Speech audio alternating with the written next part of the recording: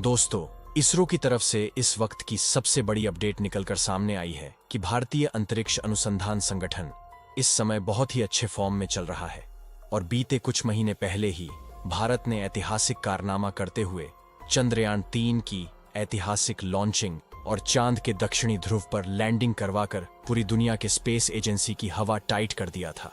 उसके बाद back to back mission करते हुए इसरो ने अपने एक और महत्वाकांक्षी मिशन आदित्य L1 को लॉन्च किया, जो सूर्य के पास अपने निर्धारित पॉइंट पर पहुंचकर अपना काम शुरू कर चुका है और सारी डाटा इकट्ठा करके इसरो के पास ट्रांसफर करता है। वही इसरो ने फिर से एक मिशन गगनयान की तैयारी 2025 के लिए तैयार है। दोस्तों, और आपको बता दें कि भारतीय स्पेस एजेंसी इसरो के पास अभी ऐसे कई और मिशन हैं जो भारत की स्पेस एजेंसी इसरो को दुनिया का सबसे सफलतम स्पेस एजेंसी बना देने की क्षमता रखते हैं। और फिलहाल अभी का जो सबसे बड़ा दमदार अपडेट है कि इसरो ने 2 ऐसे कंपनी के साथ मिलकर काम करने जा रहा है, इसका सबसे पहला अपडेट आपको बता देते हैं। जी हां, आप सही सुन रहे हैं दोस्तों। भारतीय वैज्ञानिकों ने मिलकर के एक ऐसी रॉकेट मिसाइल को बना करके तैयार कर लिया है जिससे भारतीय स्पेस एजेंसी इसरो दुनिया की स्पेस इंडस्ट्री में अपनी एक अलग नई पहचान बना सकता है। और इस समय सबसे बड़ी बात यह है कि इसरो ने एक ऐसे समय पर इस रॉकेट को बनाने का काम शुरू किया है जहां पर रिसेंटली जापान की एक पहली प्राइवेट सेक्टर की रॉकेट फेल हो गई है। और जापान एक ऐसा देश है जो कि दुनिया में तकनीक के मामले में सबसे आधुनिक देश माना जाता है। और इसके बावजूद भी अगर जापान जैसे देशों का रॉकेट फेल हो जाए तो जाहिर सी बात है कि कहीं ना कहीं कुछ गड़बड़ नजर आ रही है और टेक्नोलॉजी में कुछ खामियां देखने को मिल रही हैं।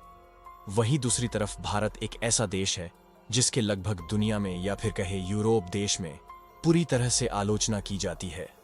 और यह सब देश के आलोचना के बावजूद भी हम नई नई तकनीक डेवलप कर रहे हैं, जिससे यह मालूम चलता है कि भारतीय वैज्ञानिकों में कितना अधिक क्षमता है।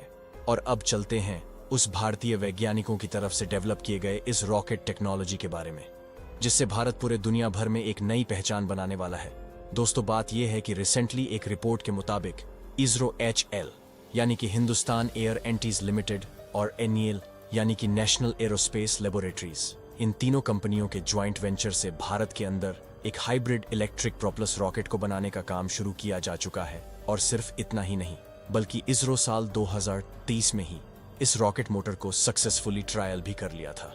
इस रॉकेट इंजन की बहुत खासियत है, इसे आप एक तरह का रॉकेट भी बोल सकते हैं, जिसको इसरो ने साल 2032 में सक्सेसफुली ट्रायल किया था।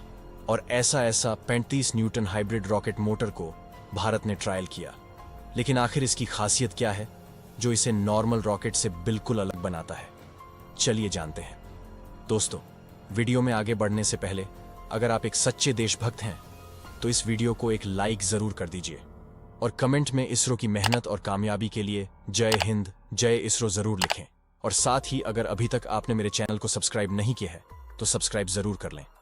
देखिए, इसके नाम के साथ ही ऐसा शब्द जुड़ा है जो है हाइब्रिड रॉकेट, यानी कि इसे सॉलिड फ्यूल और लिक्विड ऑक्सीडो से ही किया जा सकता है। और यही खूबिया के कारण जिससे इसके ओवरऑल एफिशिएंसी बढ़ाई जा सकती है। और दूसरा खूबी यह है कि इस टाइप के इंजन के अंदर बहुत सारी ऐसी तकनीक है जिसे ऑटोमेटिक किया जा सकता है, जिससे इसके ऊपर कंट्रोल बहुत ज्यादा आसान हो जाता है। और इसका तीसरा बड़ा फायदा यह है कि इससे से होने वाले एमिशंस को आसानी से कंट्रोल किया जा सकता है। नॉर्मली जिस फ्यूल का इस्तेमाल किया जाता है उसके तुलना में ये कम कार्बन इमिट करता है। और पूरी इस प्रोजेक्ट की बात की जाए तो ये स्पेस इंडस्ट्री को सस्टेनेबल ग्रोथ के साथ आगे बढ़ाने वाली है। और आप यकीन नहीं करेंगे कि यूरोप और अमेरिका जैसे देशों के अंदर इस तरीके की टेक्नोलॉजी का इस्तेमाल किया जा रहा है, वह भी बहुत कम स्तर पर, क्योंकि इसको बनाने की कॉस्ट बहुत ज्यादा आती है। और रिपोर्ट्स के मुताबिक भारत जिस टेक्नोलॉजी पर काम किया है ये वाकई न सिर्फ दुनिया में एडवांस है, बल्कि हम इससे कम कीमत पर तैयार कर रहे हैं। और आज ग्लोबल स्पेस इकोनॉमी करीब $480 बिलियन की है और यह बढ़कर के करीब आधा ट्रिलियन US से भी ज्यादा की होने वाली है। और ऐसे में भारत की तरफ से ये बात रखी जा रही है कि यह बड़े कदम आने वाले समय में भारत के भविष्य को एक नई दिशा में आगे बढ़ाएंगे।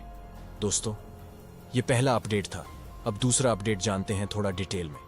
तो दोस्तों, इसरो ने सूरज पर जो भेजा था उसके साथ भी ऐसा ही गेम किया था।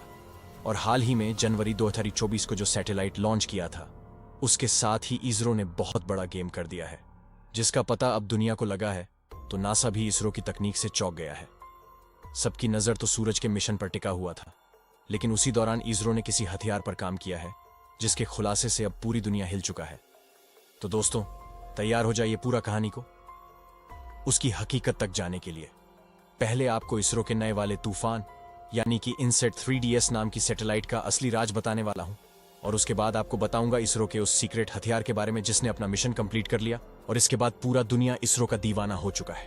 तो दोस्तों, यह है इसरो का, या कहे भारत का, अब तक का सबसे एडवांस मौसम सैटेलाइट नाम है।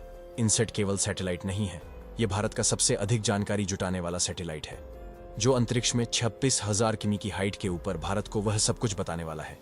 क्लियर बताने वाला है। जो चीज भारत को नुकसान पहुंचा सकता है, इसे श्रीहरिकोटा से भारत की सबसे भारी भरकम रॉकेट GSLV C-14 से लॉन्च किया गया है। तो दोस्तों, दुनिया के बाकी देश ये सोच रहे थे कि इसरो ने सूरज पर अपना यान कैसे भेज सकता है, और किसी को कानो कान खबर भी नहीं थी कि इसरो ने असल में एक ऐसा हथियार जो भारत के दुश्मनों के लिए असली काल साबित हो सकता है। बाकी आज के वीडियो में इतना ही दोस्तों। भारत के वैज्ञानिकों की मेहनत के लिए वीडियो को एक लाइक जरूर करें और अपने दोस्तों तक ये वीडियो को शेयर करें ताकि उन्हें भी जानकारी मिल सके, और कमेंट में जय हिंद जरूर लिखें और चैनल को सब्सक्राइब करके बेल आइकन ऑन कर ले। जय श्री राम, जय इसरो।